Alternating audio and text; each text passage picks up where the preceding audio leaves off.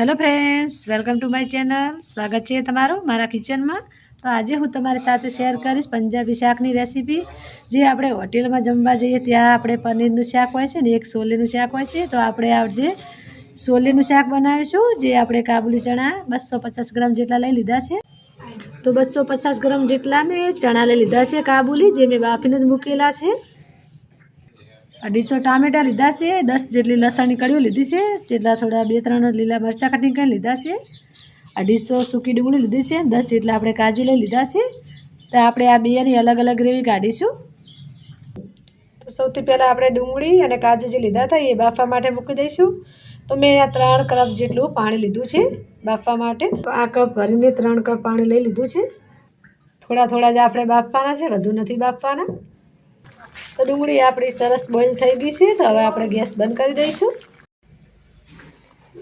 તો હવે આપણે ગ્રેવી બની ગઈ છે. તો આપણે શાક બનાવી દઈશું. તો આપણે એક મોટું જાડું વાસણ આપણે લઈ લીધું છે, જે આપણે ગેસ ચાલુ કરીને ગરમ થવા માટે મૂકી દીધું છે.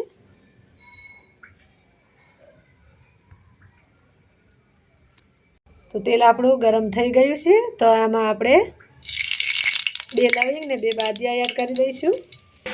હવે આમાં આપણે ગ્રેવી એડ કરી દઈશું.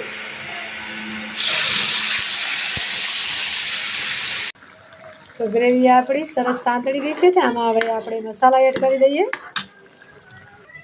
મસાલા લઈ લીધા છે. તો અડધી ચમચી જેટલું આપણે આમચૂર પાવડર લીધો છે, અડધી ચમચી જેટલો આપણે ગરમ મસાલો લીધો છે, થોડું ધાણા જીરું લીધું છે, 1 ચમચી જેટલો આપણે કાળા મરીનો પાવડર લીધો છે, 1 ચમચી જેટલી ખાંડ લીધી છે, 1 ચમચી જેટલું મીઠું લીધું છે, અડધી ચમચી જેટલી હળદર લીધી છે, અને 1 ચમચી જેટલું આપણે લાલ મરચું લઈ લીધું છે. હવે આપણે મસાલા એડ કરી દીધા છે. તો હવે મિક્સ કરી દઈએ.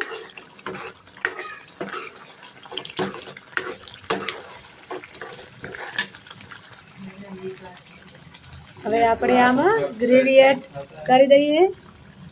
જે કાજુ અને ડુંગળીની ગ્રેવી આપણે બનાવીને મૂકી હતી આમાં એડ કરી દઈશું.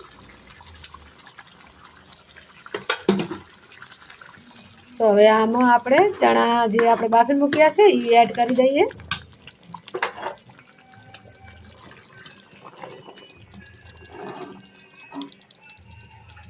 આપણે 250 ગ્રામ જેટલા ચણા હોય ને, તો આપણે જે મેં કપ તમને બતાવ્યો છે ને એ આપણે 3 કપ ભરીને પાણી ગરમ થવા મૂકીશું અને ચણા બાફવા મૂકીશું. તો સરસ ચણા આપણા બફાઈ જશે.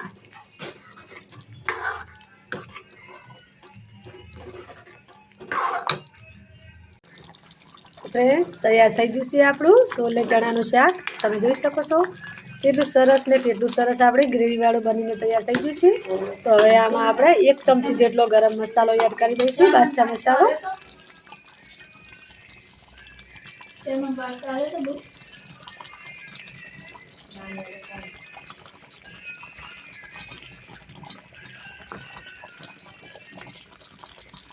ફોન બી નહીં ચાલુ છે. તો હવે આમાં આપણે 1 ચમચી જેટલો ગરમ મસાલો એડ કરી દઈશું, જે છોલે મસાલો મેં લઈને મૂકેલો છે. હવે સરસ મિક્સ કરી દઈશું.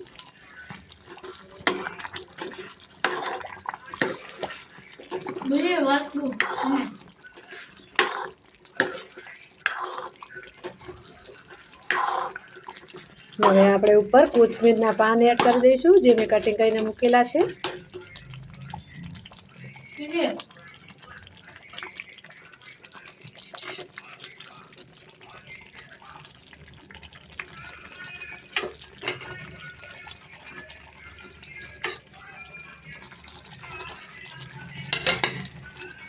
તો ગેસ બંધ કરી દઈશું.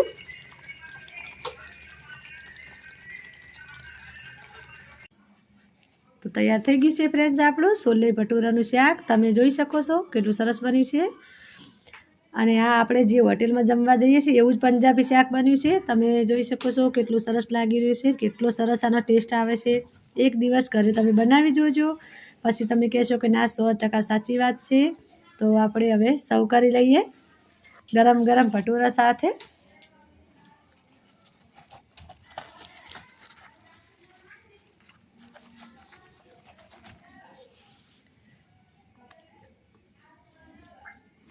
જોઈ શકો છો ને ફ્રેન્ડ્સ, બની ગયું છે ને એકદમ હોટેલમાં મળે એવું શાક.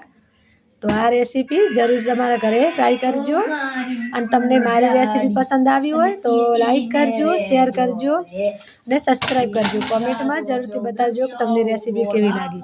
તો ફરી મળીશું એક નવી જ રેસીપી સાથે. ત્યાં સુધી આવજો. જય શ્રી કૃષ્ણ.